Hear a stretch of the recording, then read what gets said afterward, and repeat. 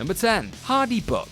It took numerous bad decisions for the world to bear witness to Jeff Hardy's plight live on wrestling pay-per-view. Hardy had been thoroughly grasped by his drug and alcoholic demons before Victory Road 2011, but his employers had never exploited it to this degree. He was categorically not fit to engage in such a dangerously physical endeavor, yet TNA management made yet another hideous decision by allowing it to proceed. Eric Bischoff emerged before the bout commenced to inform Hardy and an infuriated opponent in Sting of the revised finish to get the former champ out of there. The Icon looked absolutely livid with the entire situation that had unfolded, but Jeff was tragically too far gone to realize that he'd hit professional rock bottom. Number 9. The worst celebrity match ever. The match in question, involving reality TV star of the moment Jenna Maraska, was vintage TNA. Awesome Kong was arguably the best women's wrestler in the world at the time, so naturally she merely stood ringside for the farce alongside Sojo Bolt as corner women, as Maraska and Queen Charmel's match degenerated into unforgivably lame stalling and strikes.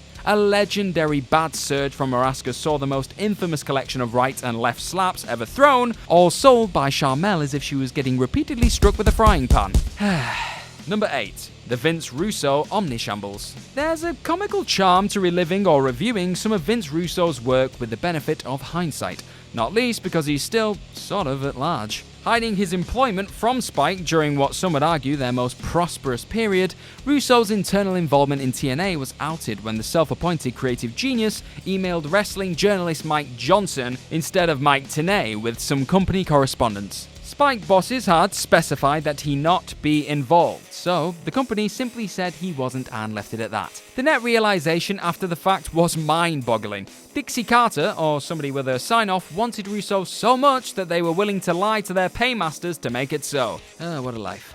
Number 7. NAS TNA. Debuting on the very first edition of Impact under Hulk Hogan and Eric Bischoff's on- and off-screen stewardship, the Nasty Boys rabble-roused from the off by smashing up Team 3D's dressing room. It set up a match against the duo at January's Against All Odds pay-per-view, which they won following the interference of their returning manager Jimmy Hart. TNA had all too often been the place where old former WWE stars had been permitted to run rampant over loyal homegrown talent, but the ancient former tag team champions were an embarrassment beyond the usual low standards. Hogan's influence only stretched so far, with the Nasties allegedly let go from the promotion just 4 months into their run after drunkenly misbehaving at a Spike TV function in front of the company executives. Number 6. Bubba the Fun Sponge.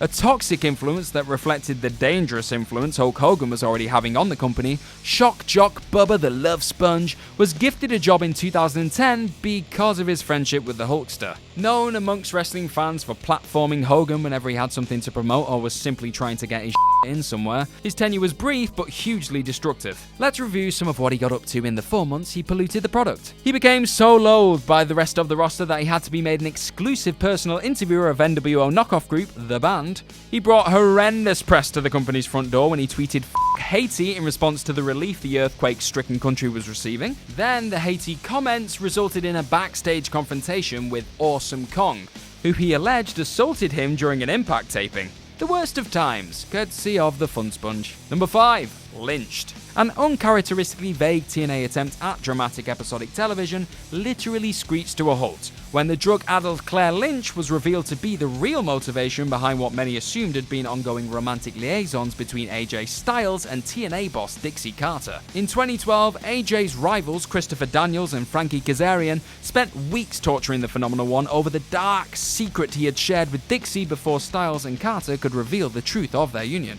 It was a confusing and mildly disappointing payoff considering the illicit romance originally promised, but it got far worse when Kaz and Daniels revealed that Styles was the father of Lynch's unborn child.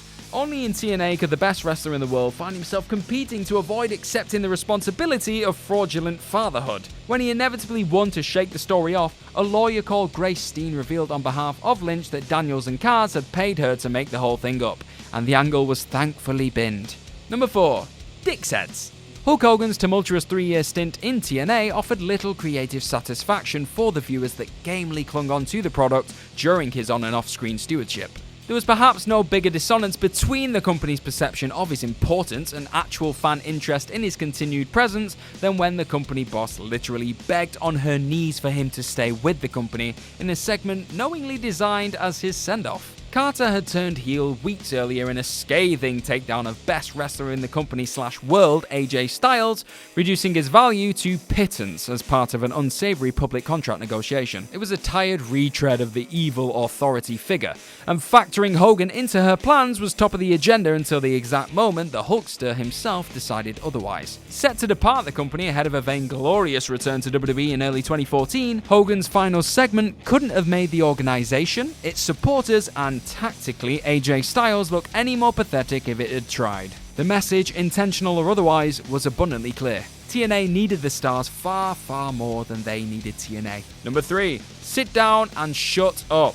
The success of the Austin Mr. McMahon storyline in 1998 following Eric Bischoff's defection to the New World Order in 1996 gave creative heads and wrestling promoters a false impression that fans were completely enthralled by the backstage politicking that takes place when running a wrestling company. Often, companies can use their audience's increased knowledge of insider dealings to play into a storyline in order to elevate a talent or present a new heel boss. But babyface Dixie Carter's passive-aggressive bollocking of a loyal TNA roster that aired on a November 2009 edition of Impact was a gross misread of how to utilize this technique. Responding to several talents' public concern on the hefty financing of Hulk Hogan's impending arrival, she inadvertently took on the role of a bullish headmistress chastising schoolchildren that weren't 100% committed to her and her alone. She exclaimed, "Choose to support me, choose to support the direction TNA is going, or you can choose not to, but you'll need to find another place to work." Unnecessary, brutal, and completely misguided, it shone a light into some significant problems afoot for the group, and foreshadowed the complete collapse of the decade's most diverse and talented roster in the months and years to come. Number 2. The life and death of the Knockouts division. In 1998, a nothing WWE program between Goldust and Jeff Jarrett reached the point where both the Bizarre One and Jarrett's manager, Deborah, were flashing each other in order to try and cause distractions in key matches. It filled television time, it filled pay-per-view time, but only the sexual titillation served as any kind of financial or ratings draw. Such was the appeal at the time. So when a 2014 Evening Gown match between former 5-time Knockouts champion Madison Rayne and 6-time Knockouts champion Angelina Love ended exactly the same way, it was a pathetic reminder that TNA and the rebranded Impact Wrestling had fatally flushed away years of goodwill with years of bad. The Knockouts division was birthed in 2007 with a battle royale featuring several underutilized future female stars, before eventually promoting Gail Kim and Awesome Kong in a main event program. It acknowledged that mainstream companies weren't doing anywhere near enough to present women as genuine athletes. But that was all soon pissed all over by incidents like this putrid decision to degrade two of their most successful champions in a stipulation which should have long been permanently buried. Number 1. Knocked Out. A 2010 show-closing festival of idiotic titillation made a mockery of TNA's entire women's division, and every performer associated with the caustic presentation. Flailing in its self-inflicted misery, the organization was losing hard in a short-lived rebirth of the Monday Night Ratings war after making the ludicrous decision to go head-to-head with Monday Night Raw, following Hulk Hogan and Eric Bischoff's January arrival. Another ridiculous decision was then made to put the Knockouts title on the line in a multi-women match where anybody that scored a pinfall would earn one of 4 keys to open the quartet of random boxes at the top of the stage. Velvet Sky, Angelina Love, Daphne, and then current Knockouts champion Tara made their way through to the prestigious ceremony in which an open contract, Tara's pet spider, a forced striptease, and the Knockouts title itself were randomly up for grabs. The logic fell apart there. There was absolutely no reason for champion Tara to enter into a risk or reward scenario that could see her losing her title other than to reclaim a spider. Similarly, an enforced striptease was tantamount to a low-level sex crime, and felt exactly like that when Daphne was frog-marched to the ring to take her clothes off in front of the braying hordes. It made you feel uncomfortable and should be remembered, amongst other things, as an example of exactly where the line in the women's division across all promotions is, and why this type of disgusting event should not have a place on any future wrestling show.